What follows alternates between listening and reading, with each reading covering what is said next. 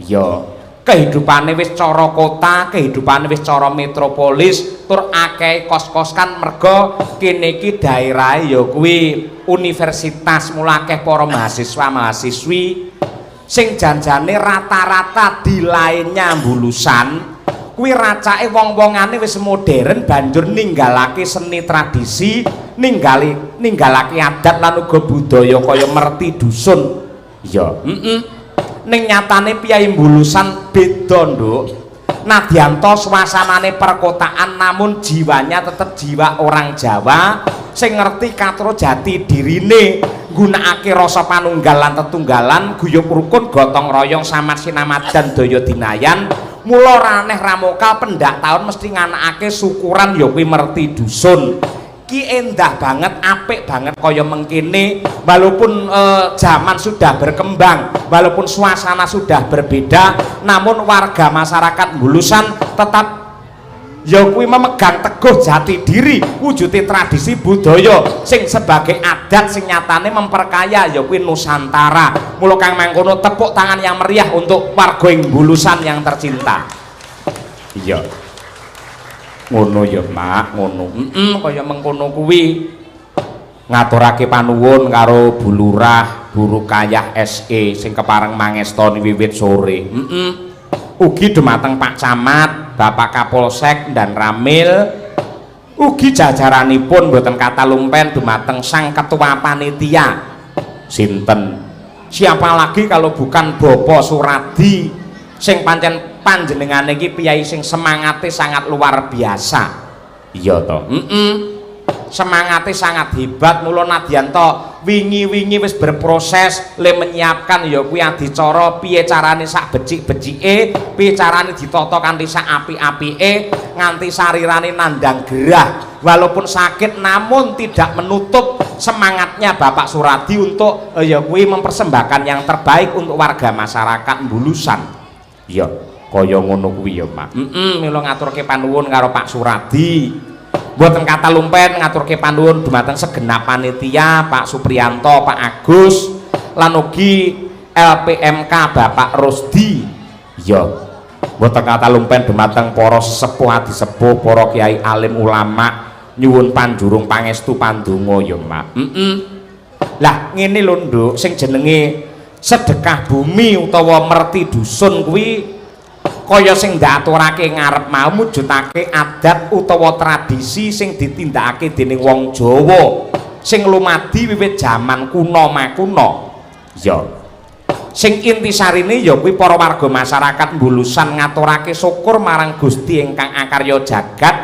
merga kemurahan kamulyan kanikmatan ingkang diparingake marang kabeh para warga ya adat lan budaya sing ngene iki sing mbedakake wong Nuswantara karo bangsa liya tradisi sing dadi jati diri utawa identitas wong Jawa ki ya ngene iki ya kejaba saka kuwi merti dusun dadi ajanging sedekah sing ditindakake dening para warga ing Mbulusan sedekah kuwi lak weweh ingkang awujud apa wae ingkang bisa gawe mareme wong liya mula merti dusun kang ditindakake dening para warga Mbulusan iki mujudake amal sing becik merga sing jenenge merti dusun iki digelar sing tujuane atur panglipur marang kabeh ingkang kepareng rawuh supaya seneng lan marem penggalihe lah yen digandengake karo tuntunan agama sejatine ya sambung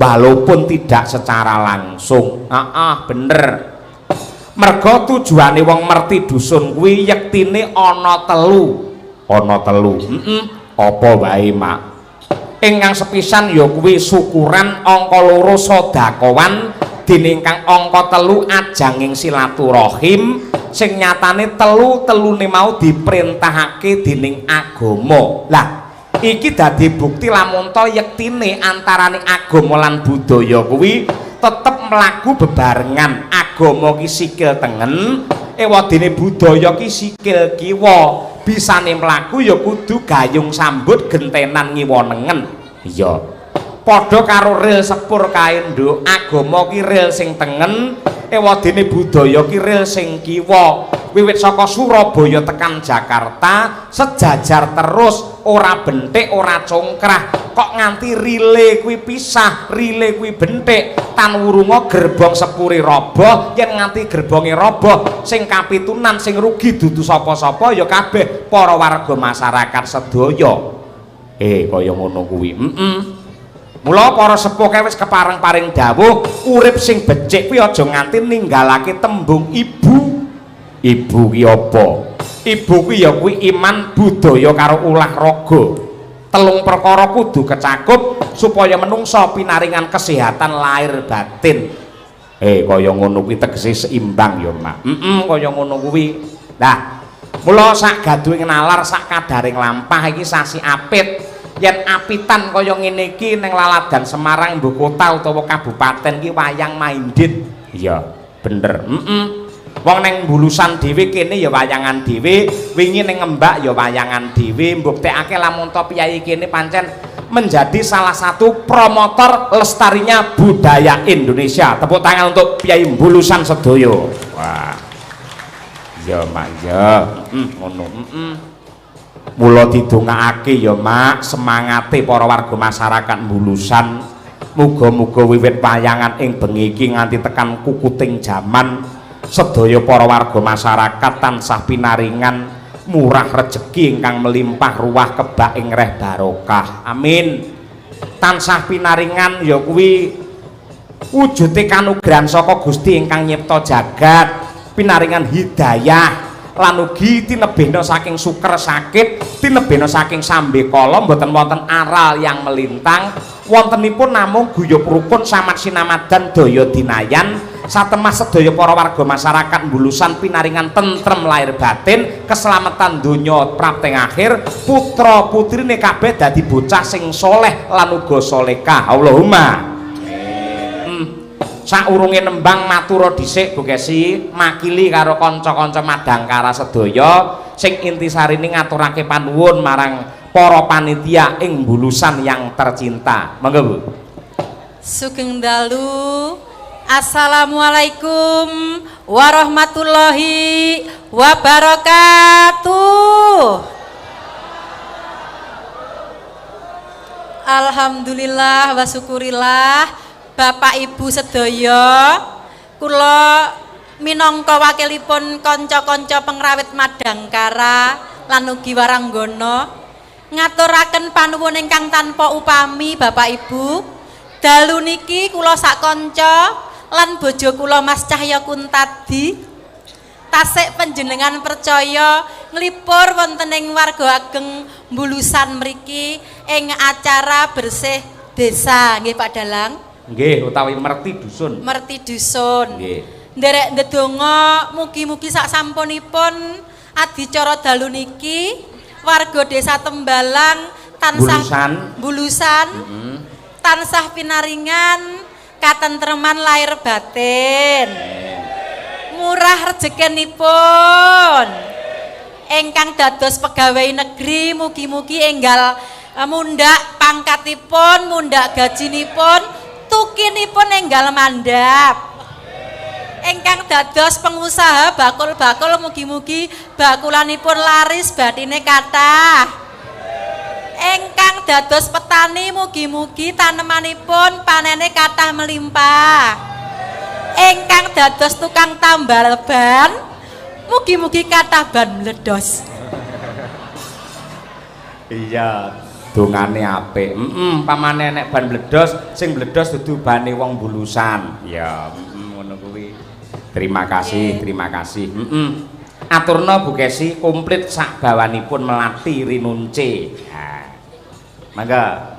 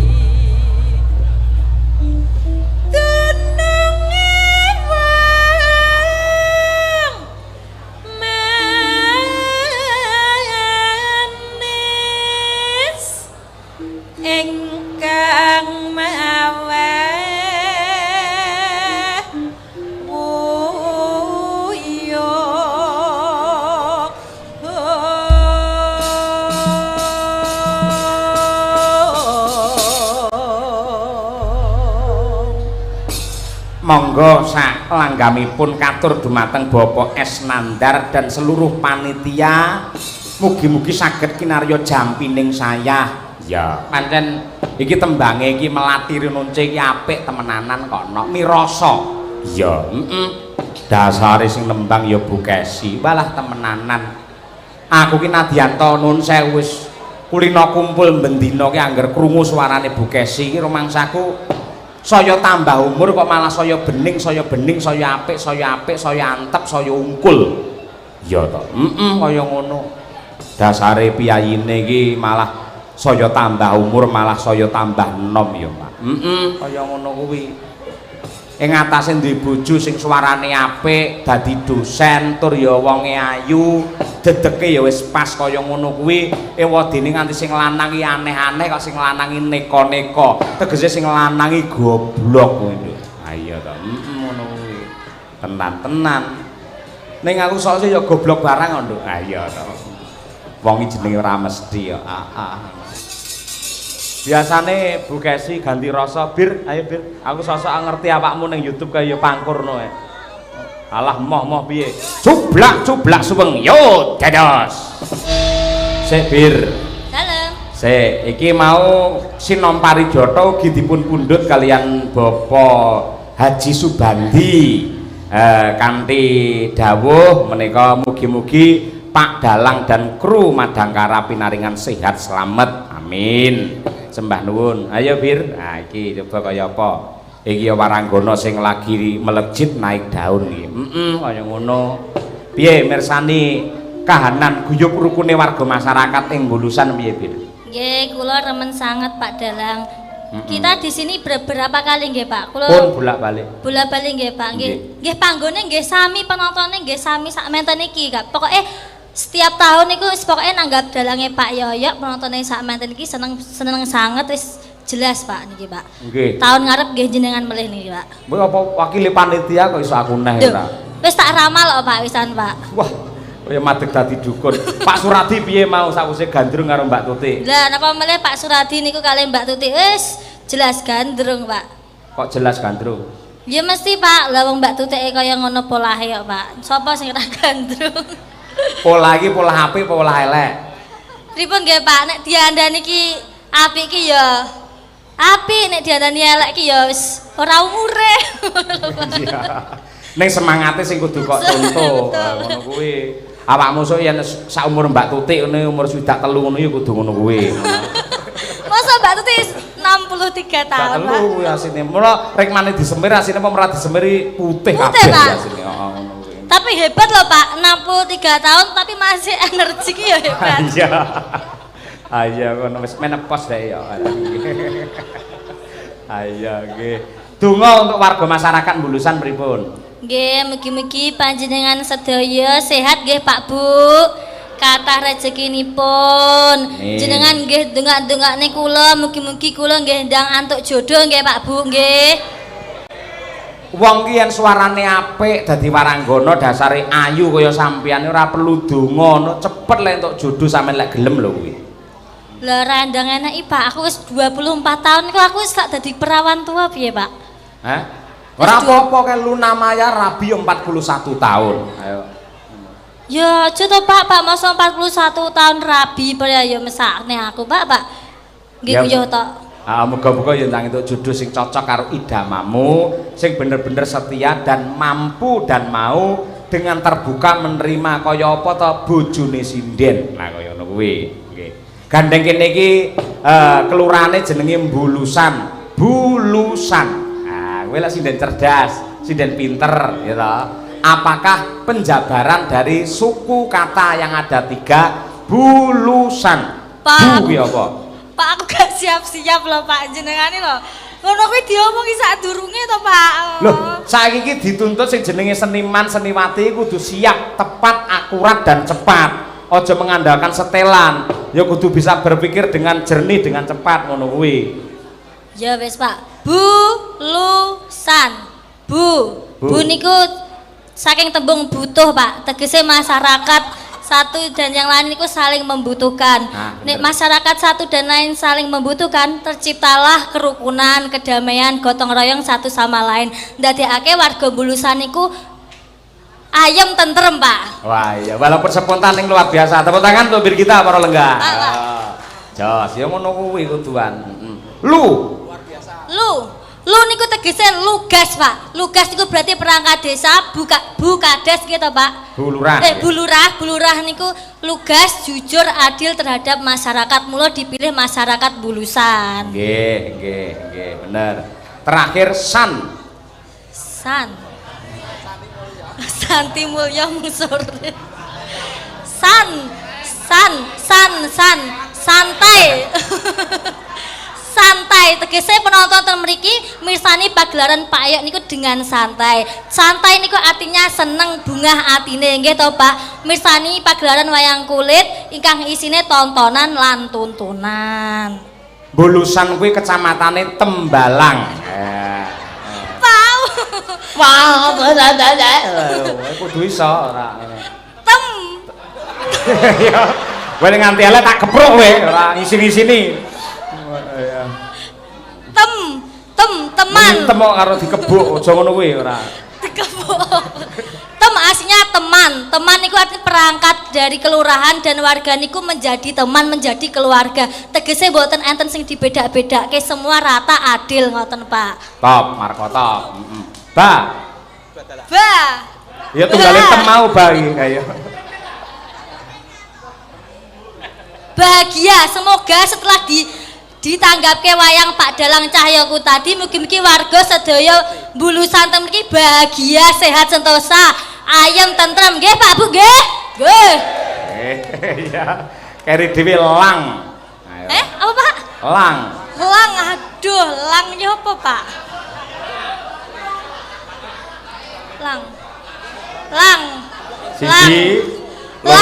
Langsung mawon Pak sawerane Pak kesuwen.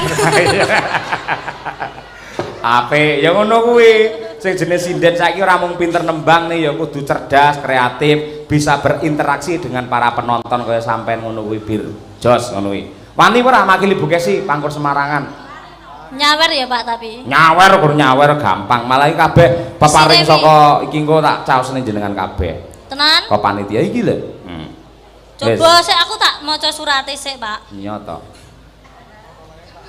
Sugeng dalu badhe nyuwun lagu Pangkur Semarangan Mawar Kuning saking panitia warga RW 2. Nggih Pak Bu, RW 2. Wonten saweran 500.000. Niki Pak, sawerane 500.000. Nggih to Pak Bu, 500.000 nggih. 100 Bir. 500.000 Pak, itu tulisannya 500.000 masa aku ngapusi. Mbok picek 100 Bir. Kok iso 500 aja gawe-gawe.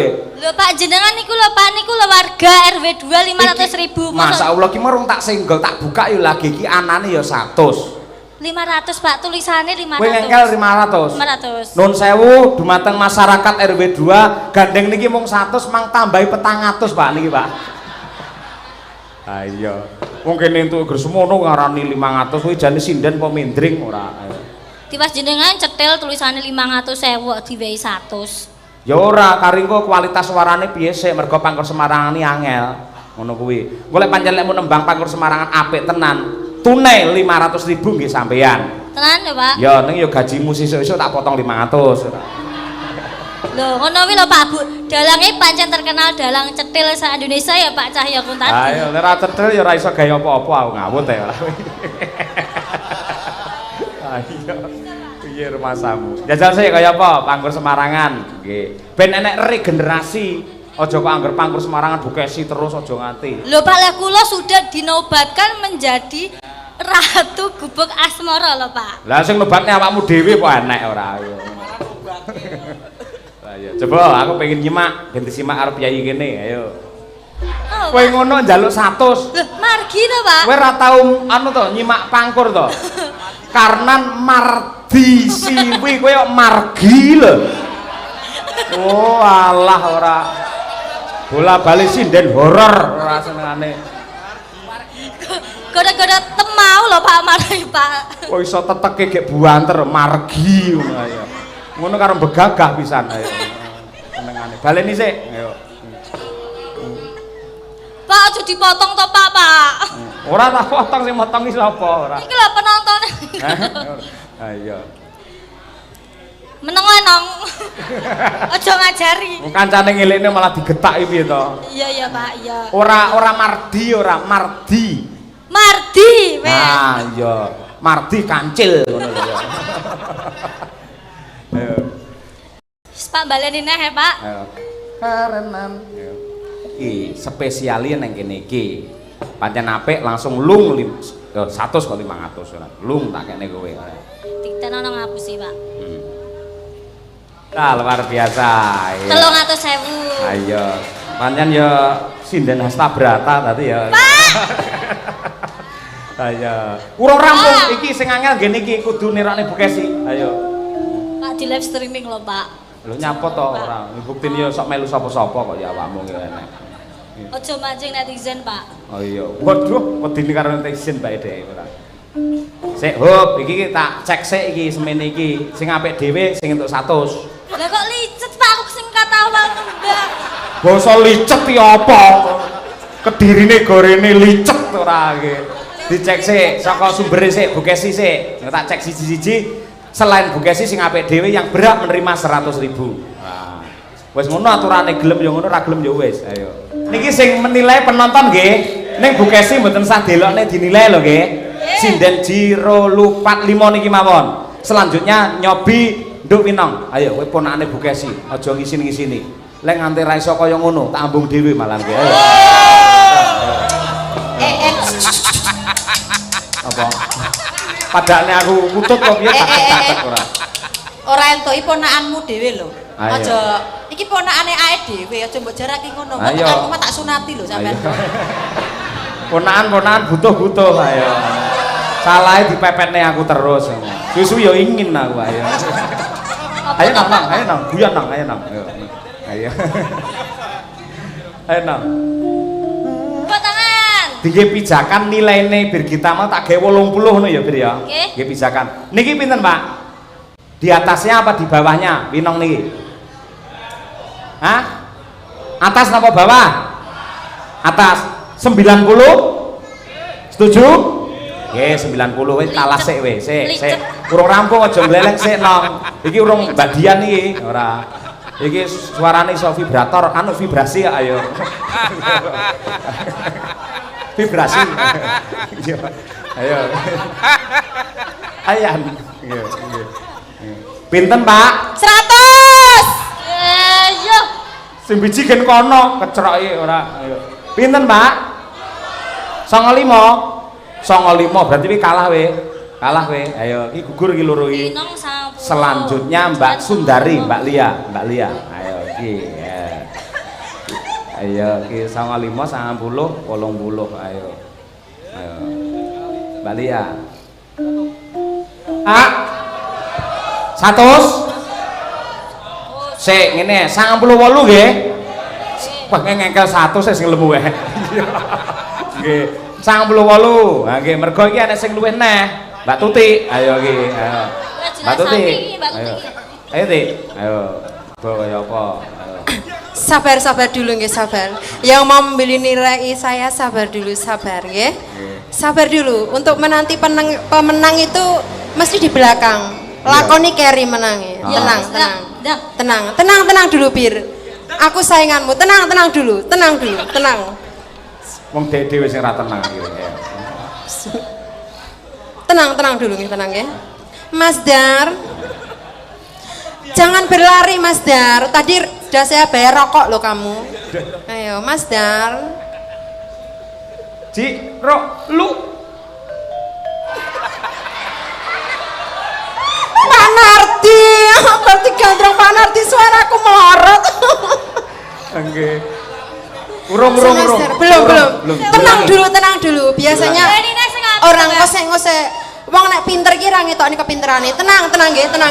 Pendukung saya tenang nggih.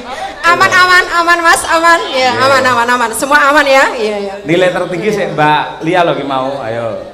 Ungkulono Tik, ayo Tik.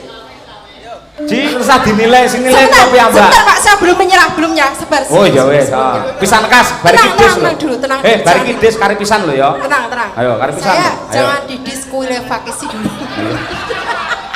Diskualifikasi ora, ayo. Saya jangan dikolokasi dulu. Tenang. Hah? Mas Diar. Ayo.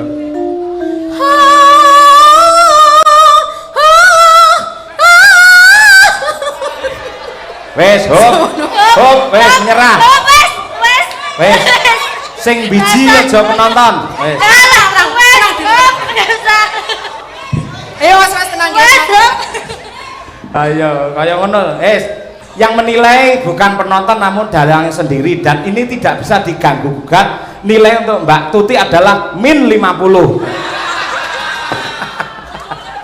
Pemenangnya adalah Mbak Lia Sundari. Kono, ayo. Mbak Lia, kono. Tepuk tangan untuk Mbak Lia Sundari. Kono kuwi. Ya. Iki sinden idol yang niki ora. Mbak Tuti ya Sila. Makasih. Sami-sami, nggih sami-sami. Mbak Tuti ini Pak, min 50 ada anunya loh, sawernya loh. Apa? Biasanya idol ini kok kan yang tidak terpilih kan dapat, ini juga harus dapat. Dapat. Yang kalah siji ya loh, masa ya teman-teman dalang sugih ganteng kondang. Wong siji ya lo rasa bayar, sing kalah yo dibayar Pak Yoyo. Kowe tetep tak kei, ning ora duwe, tak tambahi. Sesuk ngusungi debok karo njot iki ya. Ayo. Lah bangetan ya. Ben. Pun tenang Pak, tenang. Mesakne bojoku nganti kepoyo-poyo lho, ora ayo. Angger krungu suaramu dhek guyu, cerit. Ayo. Ya Pir, iki lho sing komen nang YouTube iki, wah Mbak Tuti kacau. Ayo kaya ngene iki.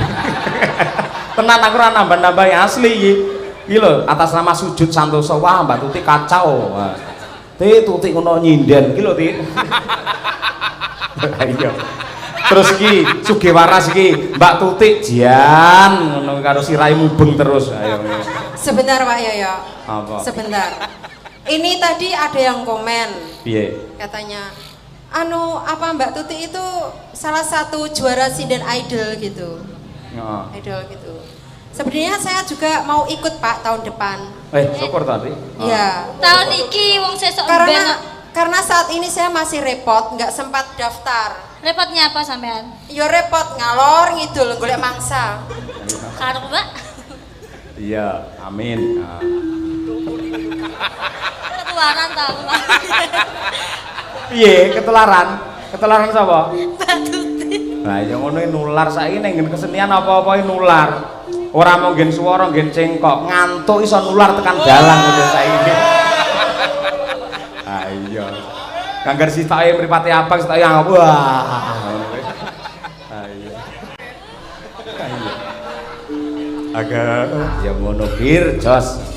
Terus sembah nuwun mawar kuning wis katur. Ya karo nembang karo ndongake piyayi ing Bulusan. Mawar kuning, mawar adalah bunga yang indah dan harum. Kuning adalah emas. Semoga dengan tasakuran warga masyarakat Bulusan tetap harum dan indah selalu menuju zaman keemasan. Amin.